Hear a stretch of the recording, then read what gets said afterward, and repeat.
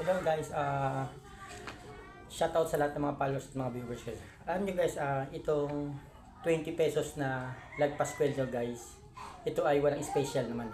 Ito. Walang special dito guys, kaya walang value na mataas to guys. Itong 20 pesos na lagpas kwelyo. May bumibili nito guys na 2,000 daw ang isa. Pero ito guys, ang lagpas kwelyo na 20 pesos ay walang value. Pero bilang isang coin collector, kinaya ko yan dito guys. Sa mga old na 1970 to 1974. Parehas yan guys, mga walang value. Ayan guys, opportunity lang yan sa mabibili natin. Kasi naghamon pa nito si Boss Toyo guys.